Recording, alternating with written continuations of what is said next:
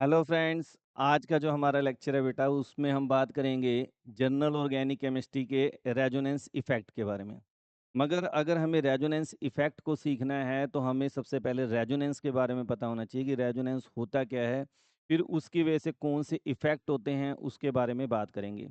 इससे पहले के लेक्चर में मैंने कल जो प्रीवियस लेक्चर लिया था उसमें मैंने आपको इंडक्टिव इफेक्ट क्या होता है, plus I effect, minus I effect, उनके कौन कौन से फंक्शनल ग्रुप माइनस आई और प्लस आई इफेक्ट शो करते हैं, उनसे क्या इम्पैक्ट पड़ता है कि भाई एसडी करैक्टर पे क्या फ़र्क पड़ता है, बेसिक करैक्टर पे क्या फ़र्क पड़ता है, वो सारा डिटेल में मैं प्रीवियस लेक्चर्स में ले चुका हूँ। अगर किसी बच्चे का वो प्रीवियस लेक्चर रह गया हो तो आप आई बटन पे जाकर फिर या एंड स्क्रीन पर या फिर प्लेलिस्ट में जाकर आप वीडियोस को देख सकते हैं, ताकि आपका जो बेस है वो बना रहे। अगर आपको किसी का कुछ मिसिंग है तो उस वीडियो को ज़रूर देख लें, ताकि कुछ बातें आपको उस वीडियो से हेल्पफुल मिलेंगी। आज का जो टॉपिक है वो रेजोनेंस है। रेजोनेंस को पूरे डेप्थ में जाएंगे, फिर उसी के रिस्पेक्ट में फिर हम रेजोनेंस इफेक्ट की बात करेंगे। जो बच्चे केमिकल बॉन्डिंग पढ़ते हैं तो केमिकल बॉन्डिंग में भी आपका रेजोनेंस आता है। एक्चुअल में जो मैं रेजोनेंस पढ़ाने जा रहा हूँ ये केमिकल बॉन्डिंग का भी एक टॉपिक है। जब आप +1 में जो बच्चे केमिकल बॉन्डिंग पढ़ रहे हैं तो वहाँ पर भी ये टॉपिक डिटेल में आता है। तो चलो स्टार्ट करते हैं आज का लेक्चर हम। रेजोनेंस काफ़ी इंटरेस्टिंग टॉपिक है, आपको काफ़ी इसमें नई चीज़ें भी सीखने को मिलेंगी कि रेजोनेंस होता क्या है। तो थोड़ा सा अगर हम समझने की कोशिश करें रेजोनेंस क्या है, सबसे पहले तो अगर हम कैकुला की बात करें, जिसने सबसे पहले रेजोनेंस के बारे में बात की थी, बेंजीन के स्ट्रक्चर के बारे में बात की थी।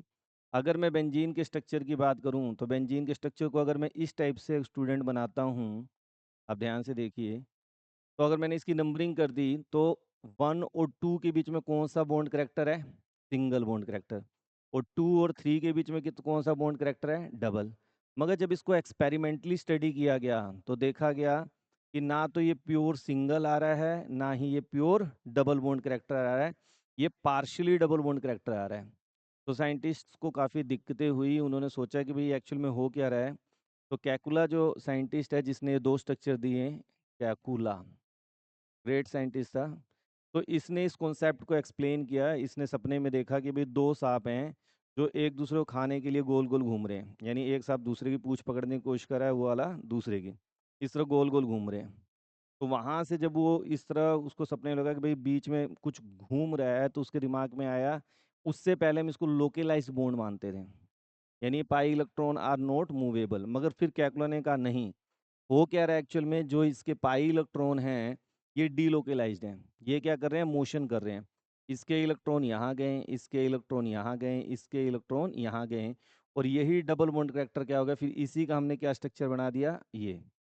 और उसी के बीच में हम इसको रेजोनेंस हाइब्रिड की बात कर लेते हैं। फिर हमने क्या कहा, यहाँ पे हमने गोल सा सर्कल डाल दिया। इसका मतलब क्या है कि डबल बॉन्ड और सिंगल बॉन्ड की जो पोजीशन है वो फिक्स नहीं है, वो किसी भी 2 अल्टरनेट पे डबल सिंगल इस तरह एडजस्ट हो जाएगा।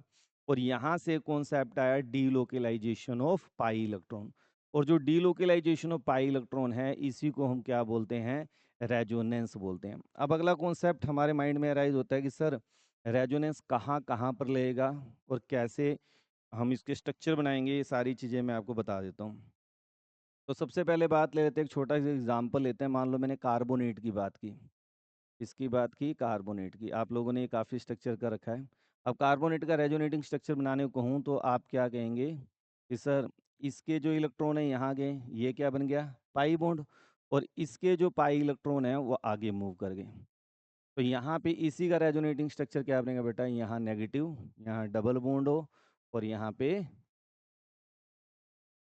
अब क्या करें, और मेरे को डबल बॉन्ड यहाँ पे था, इस ऑक्सीजन के साथ आगे आप कहेंगे सर यहाँ पे भी डबल बॉन्ड हो सकता है। यस, इसके इलेक्ट्रॉन यहाँ गए डबल बॉन्ड, और इसके इलेक्ट्रॉन यहाँ गए, यहाँ क्या आ गया, नेगेटिव साइन। तो इस तरह से हम रेजोनेटिंग स्ट्रक्चर बनाते हैं। और ज़्यादा भी हम बात करेंगे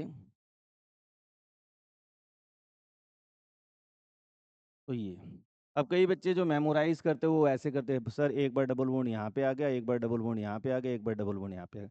मगर क्यों आया ये भी आपको क्लियर होना चाहिए, due to delocalisation of electron. अब अगला कॉन्सेप्ट उठ गया सर कि रेजोनेंस इफेक्ट के अंदर एक्चुअल में हो क्या रहा है। तो रेजोनेंस इफेक्ट में जो आपको मोटी मोटी बात अपने दिमाग में रखनी है कि पाई इलेक्ट्रॉन और जो लोन पेयर ऑफ इलेक्ट्रॉन हैं, ठीक है ना? ये आपस में क्या हो रहे हैं? चेंज हो रहे हैं। सिग्मा इलेक्ट्रॉन कभी भी इन्वॉल्व्ड नहीं होता। याद रखना, रेजोनेंस इफेक्ट के अंदर या रेजोनेंस के अंदर सिग्मा इलेक्ट्रॉन इन्वॉल्व्ड नहीं होता। Sigma electron never involved in the resonance. अब कोई कहे कि सर डिफाइन रेजोनेंस, डिफाइन कैसे करेंगे पेपर में? वैसे तो कंपटीशन में आता नहीं है, मगर आपको पता होना चाहिए रेजोनेंस को। तो कहता है कि when we can not explain all the property of a compound by the single structure and we need a number of structure to explain their all the property, this phenomena is called resonance। इसी को हम क्या करते हैं? Resonance कहते हैं। और इन structures को हम क्या बोलते हैं? Resonating structure. और इसी को हम बोल देते हैं कैनोनिकल फॉर्म। तो बेटा अगर किसी बच्चे को है कि सर मुझे डेफिनेशन लिखनी है, तो आप यहाँ से इसका स्क्रीनशॉट ले सकते हैं और या फिर आप नोट डाउन कर सकते हैं। मैंने भी आपको बताया इन केस ऑफ, ये सारा मैं एक्सप्लेन कर चुका हूँ, आप इसका स्क्रीनशॉट ले ले। तो ये रेजोनेंस की क्या है? डेफिनेशन है। और फिर उसी को हम फिनोमिना को क्या बोल देते हैं? रेजोनेंस बोल देते हैं। और जो स्ट्रक्चर बनते हैं बेटा, उन्हीं को हम क्या बोलते हैं? Canonical forms. तो कैनोनिकल फॉर्म क्या होता है, रेजोनेंस क्या होता है, सारा तुम्हें कहना है। अब ये जो हमारे पास 3-4 स्ट्रक्चर बने हैं, इनके कॉम्बिनेशन से एक नया स्ट्रक्चर बनता है जिसको हम बोलते हैं रेजोनेंस हाइब्रिड। क्या बोलते हैं? Resonance hybrid. रेजोनेंस हाइब्रिड वाला कैसे पता चलेगा कि भाई ये रेजोनेंस हाइब्रिड है? रेजोनेंस हाइब्रिड वो होगा जिसकी एनर्जी जो सबसे क्या होगा? स्टेबल होगा। अभी मैं आपको different different resonating structure structure में से कौन सा मोस्ट स्टेबल रेजोनेटिंग स्ट्रक्चर होता है वो भी कैलकुलेट करना आपको सिखाऊंगा। ठीक है? तो पहले ये बातें चली आपको समझ आ गई। अब कुछ कंडीशंस होती हैं रेजोनेंस के लिए जो आपको पता होनी चाहिए कि रेजोनेंस के लिए क्या क्या कंडीशन जरूरी है। हम किन स्ट्रक्चर्स को रेजोनेटिंग स्ट्रक्चर कहेंगे और किन को नहीं कहेंगे। पहली बात कि रेजोनेंस के अंदर कभी भी एटम की पोजीशन चेंज नहीं होती। फर्स्ट पॉइंट जो आपको याद रखना है कि एटम की कभी भी पोजीशन चेंज नहीं होती। उनकी पोजीशन क्या रहेगी? फिक्स रहेगी। जो एटम है, अगर कोई हाइड्रोजन एक पोजीशन से उठ के दूसरी पोजीशन पे चला गया तो वो रेजोनेटिंग स्ट्रक्चर नहीं कहलाएगा। पहली बात। दूसरा, जितने भी टोटल पेयर ऑफ इलेक्ट्रॉन हैं, चाहे लोन पेयर ऑफ इलेक्ट्रॉन की बात करें या बॉन्ड पेयर ऑफ इलेक्ट्रॉन की बात करें, वो सभी रेजोनेटिंग स्ट्रक्चर में क्या होगा? सेम होगा। ठीक है? चाहे वो इलेक्ट्रॉन पाई बॉन्ड में कन्वर्ट हो जाए, लोन पेयर, ये मगर पाई इलेक्ट्रॉन और लोन पेयर और सिग्मा बॉन्ड, इन सबका सम क्या रहेगा? हमेशा सेम रहेगा। They differ only in the arrangement of electron in different resonating structure. जो डिफरेंट रेजोनेटिंग स्ट्रक्चर है उसमें डिफरेंस क्या होगा? इलेक्ट्रॉन का अरेंजमेंट डिफरेंट होगा। और वो भी कौन से इलेक्ट्रॉन का डिफरेंस होगा? पाई इलेक्ट्रॉन और लोन पेयर ऑफ इलेक्ट्रॉन। ठीक है ना? Sigma electron are not involve in the resonance. Resonance को हम सेपरेट किससे करते हैं? डबल एरो से हम उसको क्या करते हैं बेटा? सेपरेट करते हैं। अब तुम्हें आगे भी इनके रेजोनेटिंग स्ट्रक्चर बनाओ। जैसे मान लो कार्बन डाइऑक्साइड हो गया, कार्बोनेट का मैंने अभी आपको रेजोनेटिंग स्ट्रक्चर बनाया है। अब मान लो हम कार्बन डाइऑक्साइड की बात कर लेते हैं। भी कार्बन डाइऑक्साइड का रेजोनेटिंग स्ट्रक्चर बनाओ, आपको आ गया। अब देखिए, अगर नॉर्मली बात करें तो कार्बन डाइऑक्साइड का लेविस डॉट स्ट्रक्चर जब आप बनाते हैं तो ये इसका क्या है? स्ट्रक्चर है। अब इसी का मुझे क्या बनना है? रेजोनेंस बनाना है। तो क्या कर सकते हैं? मान लो मैंने कहा इसके इलेक्ट्रॉन यहाँ गए पाई, केवल पाई और lone pair of electron involve होंगे। ये गए तो यहाँ पे क्या बन गया? Triple bond. और इसके पाई इलेक्ट्रॉन फिर आगे चले गए तो इसी का रेजोनेटिंग स्ट्रक्चर क्या बन जाएगा बेटा? O, triple bond C, single bond O, negative, और यहाँ पे क्या आ गया? पॉजिटिव। अब आप में से कोई बच्चा ये भी कह सकता है कि सर जो आपने ये स्ट्रक्चर बनाया है, आपने इलेक्ट्रॉन ऐसे क्यों मूवमेंट किए हैं? आप इसी इलेक्ट्रॉन को आप ऐसे भी तो कह सकते थे कि इसके जो लोन पेयर ऑफ इलेक्ट्रॉन हैं, ये जो लोन पेयर ऑफ इलेक्ट्रॉन है यहाँ गए ट्रिपल बॉन्ड और इसके इलेक्ट्रॉन यहाँ गए। ये भी हो सकता है। तो इसी का एक रेजोनेटिंग स्ट्रक्चर मैं ये भी कह सकता हूँ। अगर हम इन ऑक्सीजन को, मेरा कहने का मतलब इन ऑक्सीजन की अगर मैं नंबरिंग कर दूं तो उसके अकॉर्डिंग इसका रेजोनेटिंग स्ट्रक्चर क्या हो सकता है? हम इसी स्ट्रक्चर को ऐसे भी ड्रा कर सकते हैं। तो ये तीन इसके क्या बन जाएंगे?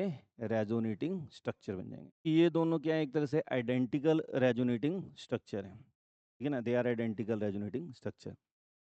मैं एक छोटा सा रूल बता रहा हूँ जो मैं अपने लिए इस्तेमाल करता हूँ बेसिकली। कि रेजोनेंस के लिए मैं क्या ध्यान रखता हूँ कि कौन से कंपाउंड रेजोनेंस शो करेंगे। तो जहाँ पे डबल सिंगल डबल यानी कंजुगेट सिस्टम जहाँ पे होगा, वो जितने भी कंपाउंड और रेजोनेटिंग स्ट्रक्चर क्या करेंगे? शो करेंगे। Double single charge, it may be positive और इट मे बी नेगेटिव। कोई भी चार्ज आ जाए, डबल, सिंगल, उसके बाद चार्ज, आई मीन सबके आपको रेजोनेटिंग स्ट्रक्चर बना के दिखाऊंगा। इसी तरह डबल सिंगल लोन पेयर आ जाए, तो यहाँ पे क्या होता है बेटा, रेजोनेटिंग स्ट्रक्चर बनता है। इसके अलावा भी कुछ होते हैं, जैसे जैसे हमारा कोर्स आगे चलता जाएगा उसमें आपको चीज़ें समझ आएंगी, मगर डबल सिंगल फ्री रेडिकल में भी आ जाता है रेजोनेंस, तो उसके अंदर भी रेजोनेंस चलता है। अब मैं इनके एग्जाम्पल के थ्रू आपको समझाता हूँ कि किस टाइप से आपको समझ आएगा। जैसे buta 1,3 diene, CH2 double bond single bond CH double bond CH2, ठीक है। अब इसमें कौन सा सिस्टम आ गया, कंजुगेट सिस्टम आपका, डबल सिंगल डबल। तो अब मुझे अगर रेजोनेंस इसका बनाना है तो मैं कैसे करूँगा, पाई इलेक्ट्रॉन का ही मोशन करना है, इसके इलेक्ट्रॉन यहाँ गए, इसके इलेक्ट्रॉन यहाँ गए, तो इसी का रेजोनेटिंग स्ट्रक्चर क्या बन जाएगा स्टूडेंट, CH2 जहाँ से गए, जब ये पाई इलेक्ट्रॉन गए इस कार्बन से गए, तो यहाँ पे कौन सा आ जाएगा, positive charge, single bond CH double bond CH, और यहाँ पे सिंगल बॉन्ड CH2 नेगेटिव। तो ये एक दूसरे क्या हो गए, रेजोनेटिंग। अब इसी में आप में से वही वाली बात है कि कोई स्टूडेंट कहेगा सर बात बनी नहीं, मैं इस इलेक्ट्रॉन को ऐसे भी मोशन दे सकता था। मैं कहूँगा बिल्कुल सही बेटा, ऐसे भी दे सकते थे, वो भी पॉसिबल है। तब उसका रेजोनेटिंग स्ट्रक्चर क्या बन जाएगा, ये बात एक ही है। मगर वही वाली बात है कि अगर मैं कार्बन को नंबर कर देता हूँ तो ये सारे स्ट्रक्चर क्या है, डिफरेंट है। तो कार्बन पे जैसे अगर मैं नंबरिंग कर दूं 1 पे, यहाँ पे पॉजिटिव चार्ज है, यहाँ 1 पे क्या आ गया, नेगेटिव चार्ज आ गया। तो ये इसलिए एक दूसरे के क्या है, रेजोनेटिंग स्ट्रक्चर है। यहाँ तक क्लियरिटी है। दूसरा मैंने मेंशन किया डबल सिंगल चार्ज, मान लो ऐसा कुछ आ गया, CH2 double bond single bond CH2 positive, मान लो ये रेजोनेटिंग स्ट्रक्चर आ गया मेरे पास। और किसी ने कहा कि भाई इसका रेजोनेटिंग स्ट्रक्चर ड्रा करो, कोई बात नहीं।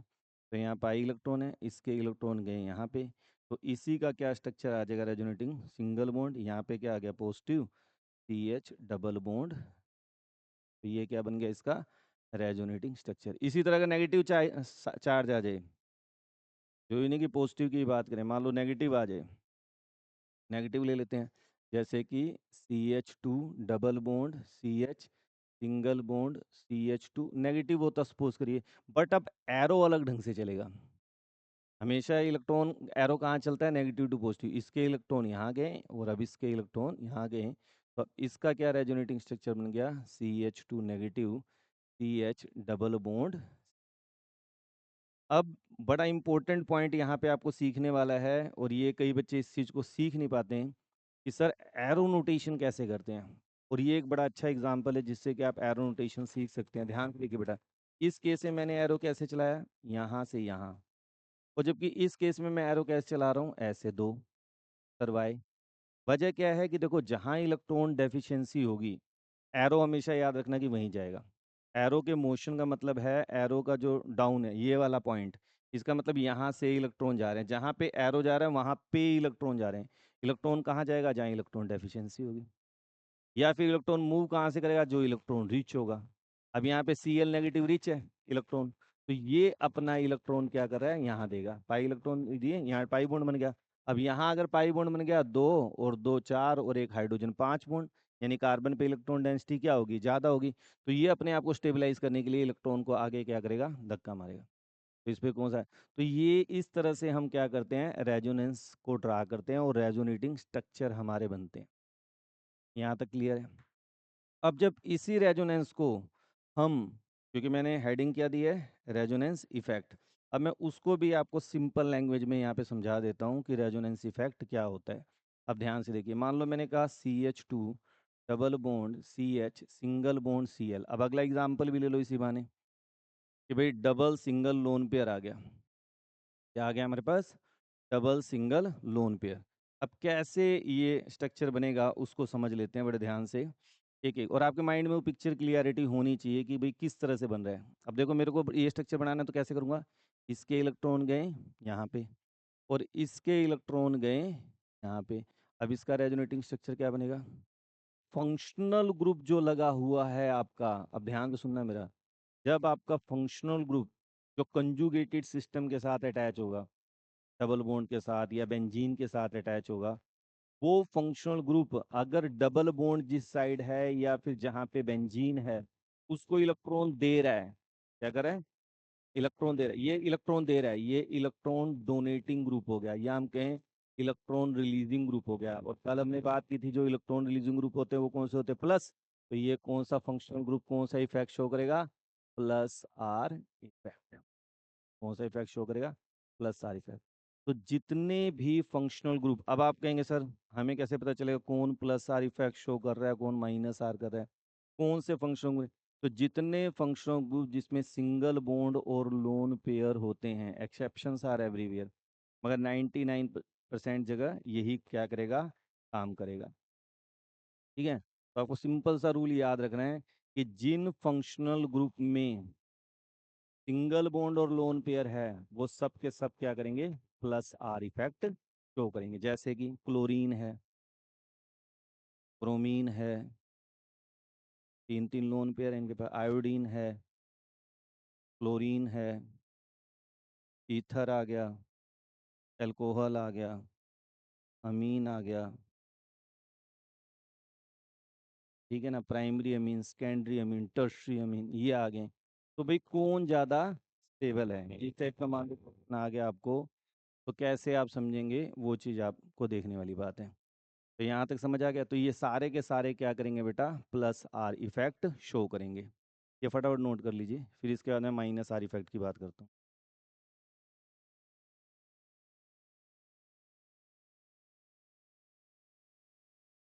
नेक्स्ट हम बात कर लेते हैं सर हमें कैसे पता चलेगा कि कौन से functional group minus are effect show करेंगे।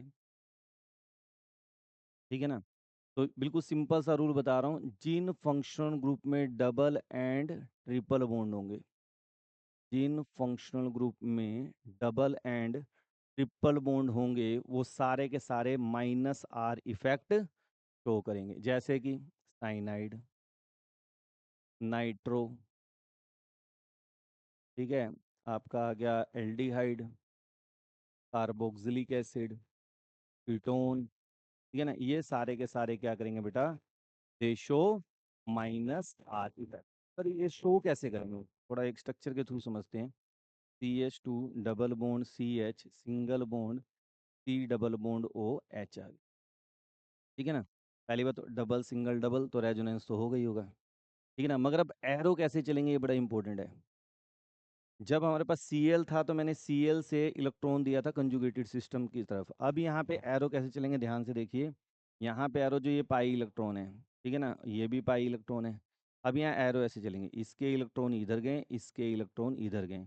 और अगर हम ध्यान से देखें समझें, तो जो हमारा ये फंक्शनल ग्रुप है, ये जो हमारा फंक्शनल ग्रुप है, ये क्या कर रहा है, इलेक्ट्रॉन को विड्रॉ कर रहा है।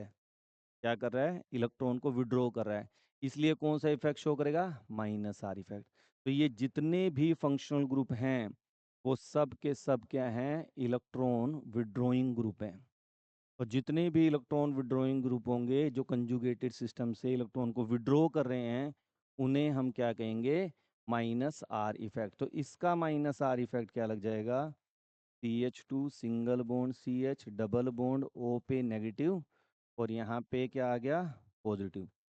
देखिए यहाँ से अब इलेक्ट्रॉन चले हैं, ठीक है ना, तो यहाँ पे कार्बन पे क्या आ गया, पॉजिटिव चार्ज, और ऑक्सीजन पे क्या हो गया, नेगेटिव चार्ज।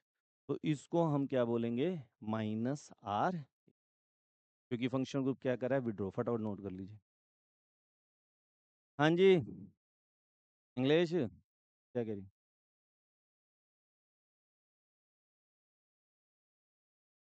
ठीक है, बच्चों कहते हैं यहीं बैठ जाएं, दो बातें सी।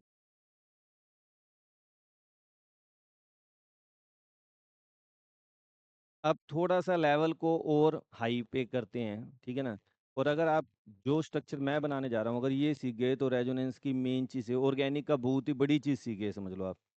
ठीक है ना, जो टॉपिक मैं पढ़ाने जा रहा हूँ उसको ढंग से बनाना अगर आप सीख गए तो ऑर्गेनिक की एक बहुत बड़ी चीज़ सीख गए आप। मैक्सिमम बच्चे रेजोनेटिंग स्ट्रक्चर्स का बना नहीं पाते हैं। आप लोगों ने जेई एडवांस नीट का पेपर तो देना ही देना है, साथ में बोर्ड का ही पेपर देना है। तो वहाँ पे ये स्ट्रक्चर ड्रा करने को आते हैं, तो इसलिए आपको इनको ड्रा करने भी आना चाहिए। ठीक है, तो अब मैं जो कराने जा रहा हूँ, बेंजीन के साथ जब ये ग्रुप आ जाते हैं ना बेटा, तो एक अलग टाइप का पैटर्न शो करते हैं। कैसे, लेट अस सी। मान लो यहाँ पे अगर, और बड़े ध्यान से चीज़ों को सीखेंगे, मैं थोड़ा टाइम लगाऊंगा ताकि आपका बेस ऐसा बन जाए कि आपको फिर कभी दिक्कत ना हो।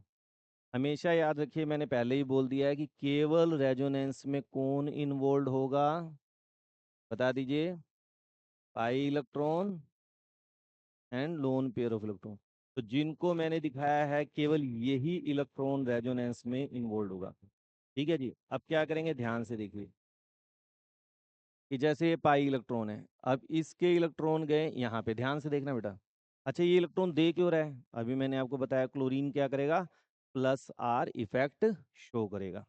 तो प्लस आर इफेक्ट करेगा तो ये क्या करेगा, इलेक्ट्रॉन देगा। तो यहाँ पे कौन सा करेक्टर आ गया, डबल बॉन्ड। अब ये पाई इलेक्ट्रॉन इधर जाएगा। हाथ पेपर में ना बनाने का तरीका भी आपको आना चाहिए। अब कई बुक्स में या फिर कई टीचर्स भी ये जल्दीबाजी में बना लेते हैं। ऐसा नहीं है कि बोर्ड में नंबर नहीं मिलेंगे, नंबर मिलना एक अलग बात है, आपकी नॉलेज क्या शो कर रही है वो एक अलग बात होती है। अब ध्यान से देखिए, जो चीज़ मैं आपको सिखाने की कोशिश कर रहा हूँ, नेगेटिव का मतलब होता है यहाँ पे दो इलेक्ट्रॉन कार्बन पे। ठीक है, अब एक बार जरा ध्यान से देखेंगे सारे बच्चे।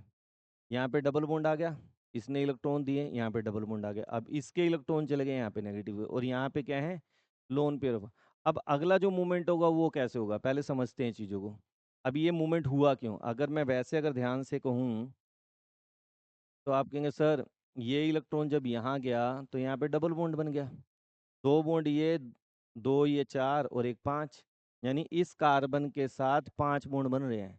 कार्बन कभी पांच बॉन्ड नहीं बनाता, इसलिए क्या करेगा, इन पाई इलेक्ट्रॉन को धक्का मारेगा। फिर आप कहेंगे सर पाई इलेक्ट्रॉन को क्यों धक्का मारेगा, सिग्मा को मार दे। क्योंकि सिग्मा बॉन्ड टूटने का मतलब होता है कंपाउंड खत्म।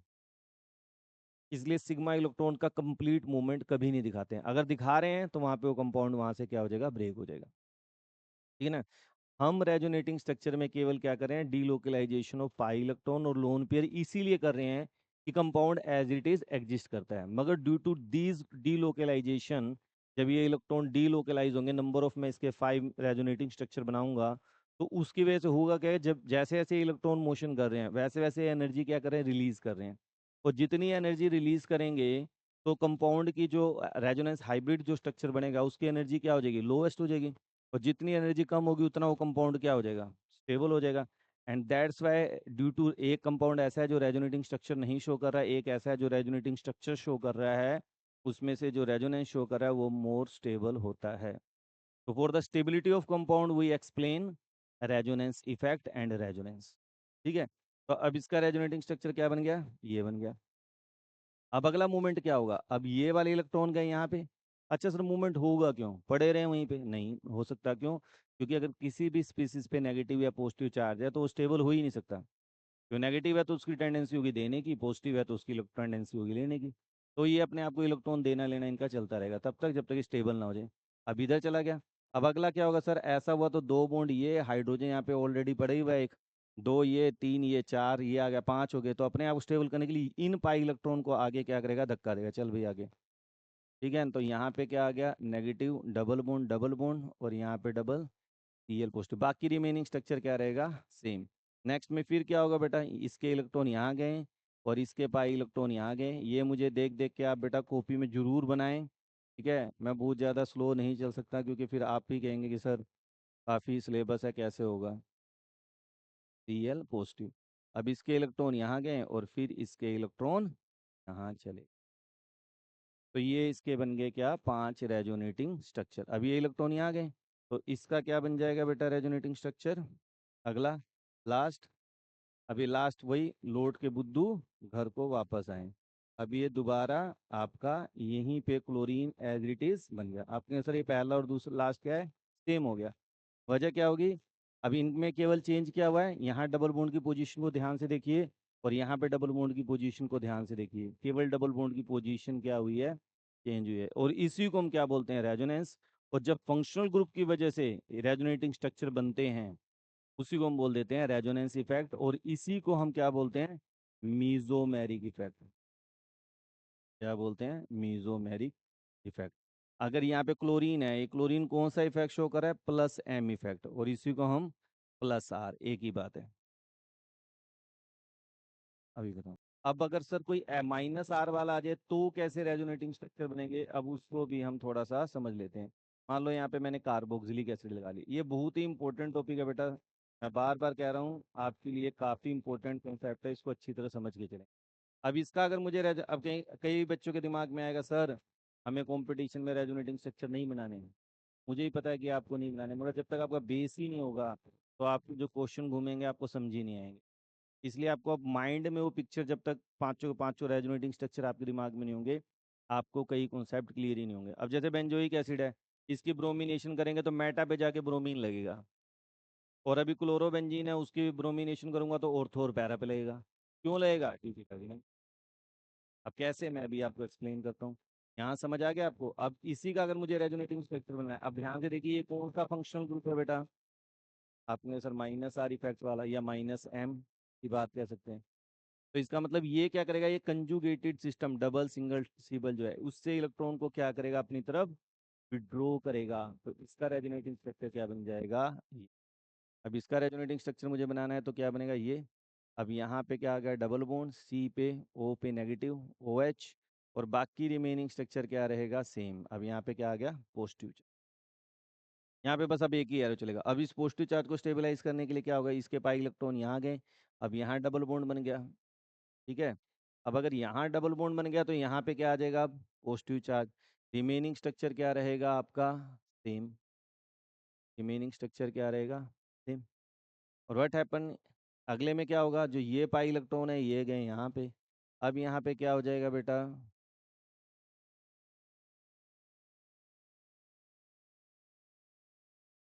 अब यहाँ पे क्या हो जाएगा, यहाँ डबल बॉन्ड, ये डबल बॉन्ड, यहाँ पे पॉजिटिव चार्ज, डबल बॉन्ड, सी ओ पे नेगेटिव ओ एच। और what happened in the last, इसके इलेक्ट्रॉन गए यहाँ पे डबल बॉन्ड, और इसके इलेक्ट्रॉन फिर यहाँ गए पाई बॉन्ड, और इसी का क्या रेजोनेटिंग स्ट्रक्चर बन जाएगा, तो इसके 5 रेजोनेटिंग स्ट्रक्चर बनेंगे। अब मैं तुम्हें बड़ी ही इंपॉर्टेंट चीज़ सिखाने जा रहा हूँ, जो कि आगे चल के आपके ऑर्गेनिक में बेस में सबसे ज़्यादा यूजफुल चीज़ होती है। इसको जरूर सीख लें। ये इसके क्या बन गए बेटा, 5 रेजोनेटिंग स्ट्रक्चर बने। ठीक है। अब ध्यान से देखिए, मैं बड़ी इंपॉर्टेंट चीज़ बताने जा रहा हूँ। अब यहाँ पे देखिए, अगर अच्छा, कई बच्चों को ये भी हो सकता है ना पता हो, बेंजीन के अंदर अगर कोई फंक्शनल ग्रुप लगा होता है तो उससे नेक्स्ट पोजीशन को हम बोलते हैं ऑर्थो। जिन्हें पता है अच्छी बात है, जिन्हें नहीं पता वो सीख लें। नेक्स्ट को क्या बोलते हैं, मेटा, और जो उसके पाँव में होता है उसे क्या बोलते हैं, पैरा। ये भी क्या है, मेटा, ये भी क्या है, ऑर्थो। तो मैं कैसे याद रखता हूँ, मान लो मैं नंबरिंग कर दूँ, इसको 1 मान लेता हूँ, तो मैं कहता हूँ 1 2 और 1 6 ऑर्थो पोजीशन। इसके रिस्पेक्ट में ये ऑर्थो है। 1 3 और 1 5 मेटा पोजीशन, और जो 1 4 है वो हमेशा क्या रहेगा, पैरा पोजीशन। ठीक है ना। अब ध्यान से देखने वाली चीज़ क्या है जो आपको समझनी है यहाँ पे, मुझे ये बताइए कि पॉजिटिव चार्ज कौन सी पोजीशन पे आ रहा है, ऑर्थो पे। यहाँ पे पॉजिटिव चार्ज कहाँ पे आ रहा है, पैरा पे। फिर कहाँ पे आ रहा है, ऑर्थो पे। अब मान लीजिए मेरे को इलेक्ट्रोफाइल का अटैक कराना है। ये मेरा सबसे पहला लेक्चर है, किसी बच्चे ने नहीं देखा वहाँ देख लेना कि इलेक्ट्रोफाइल क्या होते हैं, जिन पे पॉजिटिव चार्ज होता है। मान लो मुझे इलेक्ट्रोफाइल को अटैक कराना है यहाँ पे, ठीक है ना। तो इलेक्ट्रोफाइल कहाँ जाके लगेगा बेटा, क्या ऑर्थो पे लग सकता है? नहीं लग सकता। क्यों? पॉजिटिव पॉजिटिव क्या हो जाएगा, रिपल्शन। क्या पैरा पे लग सकता है? नहीं लग सकता। तो कहाँ जाएगा, मेटा पे। इसीलिए जितने functional group minus are effect show करते हैं, दे आर मेटा डायरेक्टिंग। वो सारे के सारे मेटा डायरेक्टिंग है, किसके लिए, फॉर इलेक्ट्रोफिलिक सब्स्टिट्यूशन रिएक्शन। ये बहुत ही इंपॉर्टेंट टॉपिक मैं आपको बता रहा हूँ, इलेक्ट्रोफिलिक सब्स्टिट्यूशन। तो ये नोट कर लीजिए। बहुत ज़्यादा तो इसके डिटेल में भी नहीं जाऊँगा, क्योंकि बहुत फिर खोज पोच हो जाएगा। आप कहेंगे सर एक ही टॉपिक में कितने सारे टॉपिक जोड़ते जा रहे हो आप। तो इसी को हम बोलते हैं इलेक्ट्रोफिलिक सब्स्टिट्यूशन। एक छोटा सा एग्जांपल दे देता हूँ ताकि आप, कई बच्चों के माइंड में क्लैरिटी ना हो, तो मैं क्या कहना चाह रहा हूँ। मान लो तुम्हें, कहना क्या चाह रहा हूँ मैं, मान लो तुम्हें बेंजोइक एसिड दे दिया किसी ने, और कहा कि भाई इसकी ब्रोमिनेशन कर दो in the presence of FeBr3। अभी एक बच्चा मेरे से पूछ रहा था, सर क्वेश्चन कैसे आएंगे, तो क्वेश्चन ऐसे आएंगे। ठीक है ना। अब क्या बताओ क्या प्रोडक्ट बनेगा। अब हमारे दिमाग में हो सकता है ब्रोमीन, अगला जाए कहाँ लगेगा ब्रोमीन, यहाँ पे Br पॉजिटिव जनरेट होता है। मैकेनिज्म हम बाद में करेंगे। इन दोनों की रिएक्शन से Br पॉजिटिव जनरेट हो जाता है। अब पॉजिटिव जाए कहाँ लगेगा, ऑर्थो पे लगेगा, मेटा पे लगेगा, पैरा पे लगेगा, कहाँ लगेगा? मेटा पे लगेगा तो तुम कहोगे सर मेटा पे ब्रोमीन चला गया और ये तो इसका आंसर क्या हो जाएगा? T bromo benzene. क्या आंसर होगा? T bromo benzene. तो इस टाइप से हमें जरूरत पड़ी। अब यही रिएक्शन, यही रिएजेंट अगर मैं क्लोरोबेंजीन के साथ डाल दूं, अब मान लो यही है, अभी आपने ये किया है। अब यहाँ पे एक छोटी चीज को पहले ध्यान से देख लीजिए फिर करते हैं। ऑर्थो पे कौन सा साइन है? सबका ध्यान यहाँ पे, ऑर्थो पे कौन सा साइन है? माइनस। पैरा पे कौन सा साइन है? माइनस। ऑर्थो पे कौन सा है? माइनस। मेटा पे कुछ भी नहीं है। ठीक है। अब माइनस कहाँ पे है? यहाँ पे। अब इलेक्ट्रोफाइल ने अटैक करना है। इलेक्ट्रोफाइल क्या है? पॉजिटिवली। पॉजिटिव वाला कहाँ जाएगा? मेटा पे कैसे जाएगा? अभी पॉजिटिव वाला नेगेटिव पे जाएगा। तो ऑर्थो एंड पैरा। अभी ये क्या हो गया? ऑर्थो यानी जितने भी functional group plus R effect show करते हैं वो सब के सब ऑर्थो एंड पैरा डायरेक्टिंग। उनसे हैं ortho and para directing.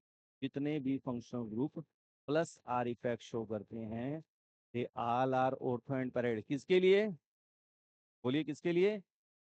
For electrophilic substitution reaction. Electrophilic substitution के लिए, फॉर इलेक्ट्रो। क्लियर? अब फिर एक क्वेश्चन अराइज हो गया, सर थोड़ा सा एग्जांपल के थ्रू दे दूं। चलो इसका एग्जांपल ले लेते हैं।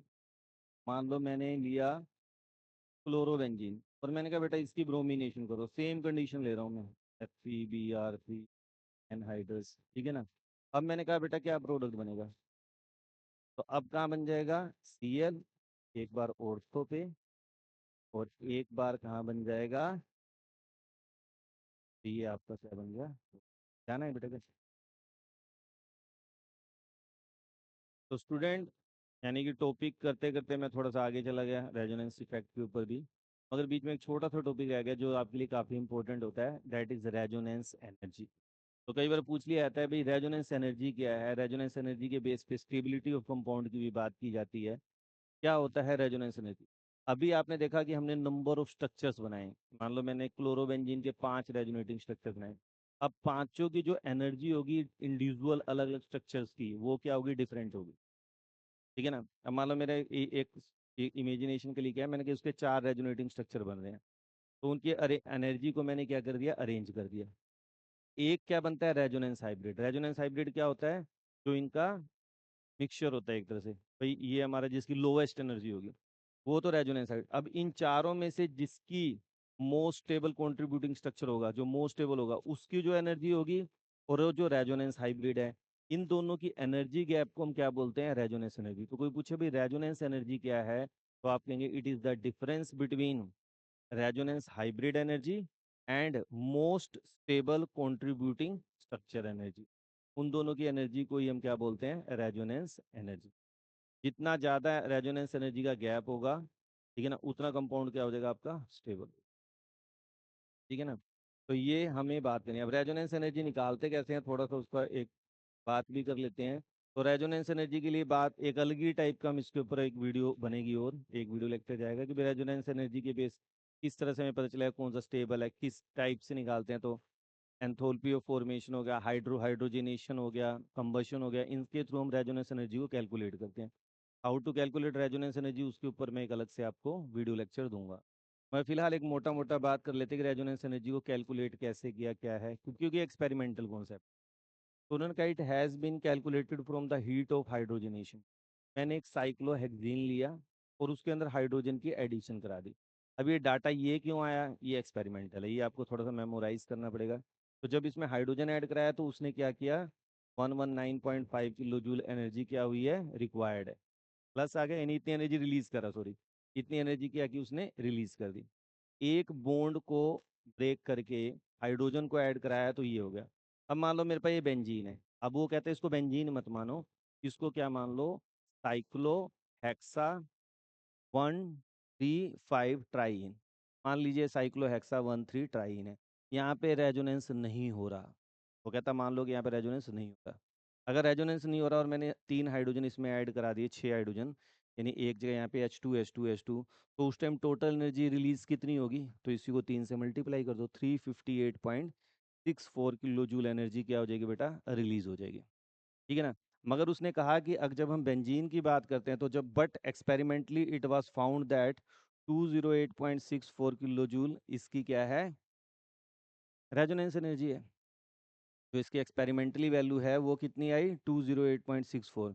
तो रेजोनेंस एनर्जी कैसे निकालेंगे, एक तो हमारी ये कैलकुलेटेड है, एक हमें एक्सपेरिमेंटली इसकी क्या कर रखी है, हाइड्रोजनेशन एनर्जी दे रखी है बेंजीन के साथ जब हम कर रहे हैं। तो बेंजीन के साथ करें तो इतनी केवल एनर्जी रिलीज हो रही है। और अगर हम इसको ये माने कि ये साइक्लो हेक्साट्राईन है तो इतनी एनर्जी रिलीज होनी चाहिए, मगर बेंजीन माने तो इतनी एनर्जी रिलीज हो रही है। तो इन दोनों का एनर्जी गैप कितना आ गया, 150 किलो जूल। इसीलिए जो बेंजीन की रेजोनेंस एनर्जी है वो अगर कोई आप पूछे, ये मेमोराइज कर ले, थ्योरेटिकल फिक्स वैल्यू है 150 किलो जूल पर मोल। तो बेंजीन की रेजोनेंस एनर्जी क्या है, 150। इस तरह हमें अगर हाइड्रोजनेशन की वैल्यू गिवन हो और एक एक्सपेरिमेंटल वैल्यू पता हो तो वहाँ से हम रेजोनेंस एनर्जी को कैलकुलेट करते हैं। इसके न्यूमेरिकल्स के ऊपर मैं एक अलग से आपको वीडियो प्रोवाइड करूँगा। तो यहाँ तक समझ आ गया। अब जो मेन पॉइंट हम कर रहे थे, मेरे ख्याल से आज का लेक्चर यहाँ पे काफ़ी बड़ा हो गया है, तो आज यहीं तक कर लेते हैं। अभी कल इस लेक्चर को कंटिन्यू करेंगे, ये ख़त्म नहीं हुआ है लेक्चर, क्योंकि अभी हमने खूब सारी प्रैक्टिस करनी है कि भाई हमें डिफरेंट डिफरेंट टाइप के रेजोनेटिंग स्ट्रक्चर दे रखे हैं, उसमें से मोर स्टेबल क्यों है, क्योंकि जो कंपटीशन की बात करें जेई मेंस की, एडवांस की, तो वहाँ से क्वेश्चन हमेशा जनरली आ रहा है। तो वो हम कल के लेक्चर में करेंगे। मगर आज का जो लेक्चर था ये काफ़ी बेसिकली बड़ा इंपॉर्टेंट था, इसको आप पढ़ के आएंगे, फिर कल हम इसको आगे कंटिन्यू करेंगे। नेक्स्ट वीडियो में मिलते हैं बेटा। Thank you, have a nice day.